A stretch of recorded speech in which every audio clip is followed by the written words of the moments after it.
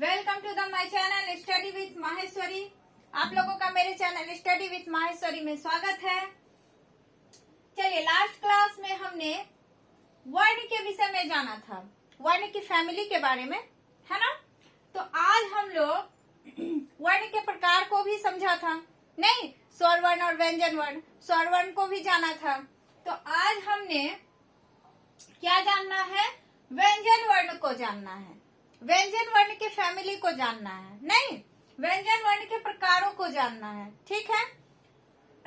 तो व्यंजन वर्ण को जानने से पहले आप लोग वीडियो को पूरा देखिएगा, ठीक, तभी तो जान पाइएगा। और चैनल को लाइक, शेयर और सब्सक्राइब कीजिएगा। सब्सक्राइब सभी ने करना है, ठीक, और वीडियो को स्किप बिल्कुल भी नहीं कीजिएगा। चलिए, तो व्यंजन वर्ण क्या है? वैसा वर्ण जिसका उच्चारण हम स्वर वर्ण की सहायता से करते हैं, जिसका उच्चारण करने के लिए हमें स्वर वर्ण की मदद लेनी पड़ती है, वैसे वर्ण को व्यंजन वर्ण कहेंगे, ठीक है। तो व्यंजन वर्ण क्या है? वह वर्ण जिसका उच्चारण स्वर वर्ण की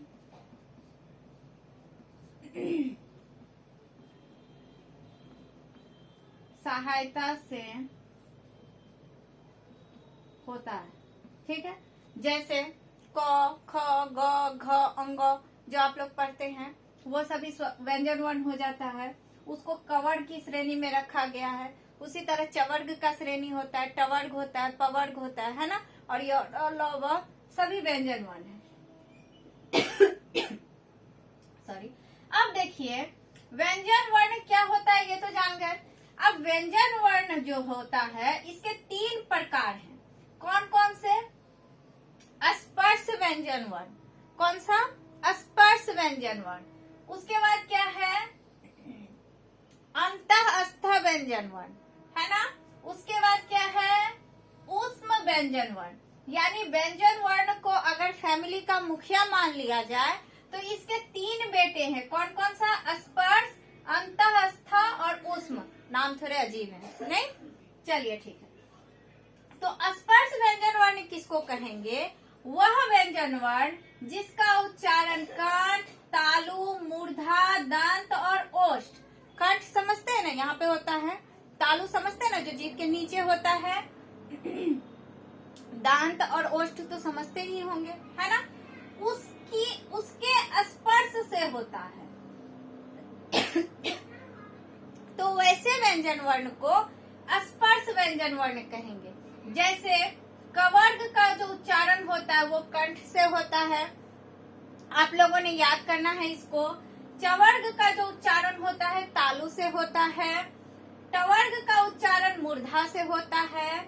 टवर्ग का उच्चारण दंत से होता है और पवर्ग का उच्चारण ओष्ठ से होता है, ठीक। कवर्ग की श्रेणी में क, ख, ग, घ, अंग आता है। चवर्ग की श्रेणी में च, छ, ज, झ, ञ। टवर्ग में ट, ठ, ड, ढ, मूर्धन्त न। आप लोगों ने पढ़ा है ना क, ख। उसके बाद तवर्ग में त, थ, द, ध, न और पवर्ग में प, फ, ब, भ, म, ठीक। अब क्या है? अंतःस्थ व्यंजन वर्ण। अंतःस्थ व्यंजन वर्ण किसे कहेंगे? य, र, ल, व को अंतःस्थ व्यंजन वर्ण कहेंगे, ठीक है। और इसका उच्चारण कैसे होगा? जीभ, तालु, दंत और ओष्ठ से होगा। कैसे होगा? जीभ, तालु, दंत और ओष्ठ से। मतलब जीभ, तालु, दंत और ओष्ठ से उच्चारण होने वाले वर्ण को क्या कहेंगे? अंतःस्थ व्यंजन वर्ण कहेंगे। जैसे क्या होगा? य, र, ल और व होगा। अब क्या है? ऊष्म व्यंजन वर्ण। ऊष्म व्यंजन वर्ण क्या होगा बताइए तो? वह वर्ण जिसका उच्चारण रगड़ की सहायता से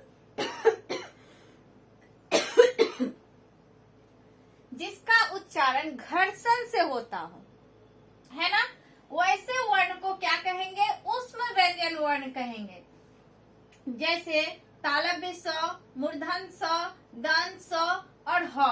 जब आप इसका उच्चारण कीजिएगा ना, इन सभी वर्णों का उच्चारण कीजिएगा, जैसे तालव्य स, तो आप देखिएगा जो आपके मुंह के अंदर जो ये सब होता है, कंठ, तालु, मूर्धा, दंत, ओष्ठ, इस सब का क्या होता है, घर्षण होता है, सटता है एक दूसरे में, जिससे क्या होता है, ऊष्म व्यंजन वर्ण का उच्चारण होता है।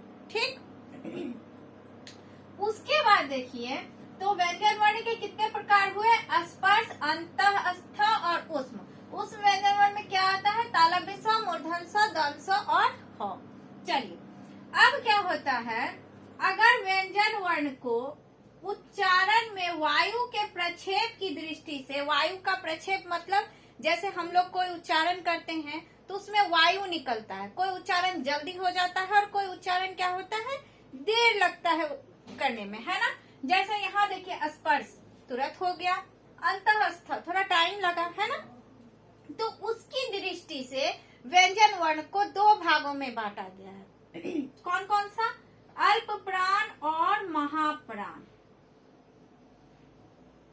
क्या हुआ, अल्प प्राण और महाप्राण।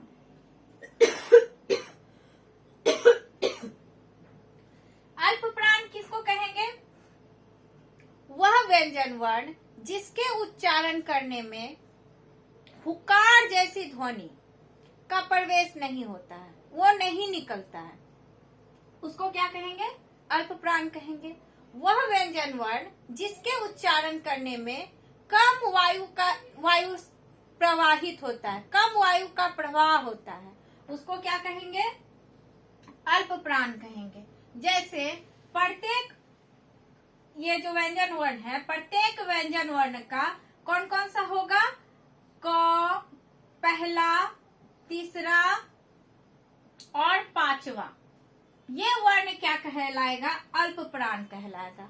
यानी प्रत्येक श्रेणी का ये जो होता है कवर्ग, चवर्ग, टवर्ग, तवर्ग, पवर्ग जो है, इसका पहला, तीसरा और पांचवा तीनों क्या होगा, अल्प प्राण होगा। उसके बाद महाप्राण किसको कहेंगे, वैसा व्यंजन वर्ण जिसके उच्चारण में अधिक वायु का प्रवाह होता है और जिसमें हकार, हुकार जैसे ध्वनि का समावेश नहीं होता है, उसे क्या कहेंगे, महाप्राण कहेंगे। जैसे ख, घ, छ, झ, यानी कि प्रत्येक श्रेणी का ये जो है कवर्ग, चवर्ग, टवर्ग, इसका दूसरा और चौथा वर्ण, सेकेंड और फोर्थ वर्ण जो होगा वो क्या होगा, महाप्राण होगा। सबको आ गया समझ में, अल्प प्राण और महाप्राण क्या होता है। आप लोग ध्यान से इसका एग्जाम्पल भी समझ लीजिएगा। क्या होगा, प्रत्येक श्रेणी का पहला, तीसरा और पांचवा ये हो जाएगा अल्प प्राण, और चौथा और दूसरा ये क्या हो जाएगा,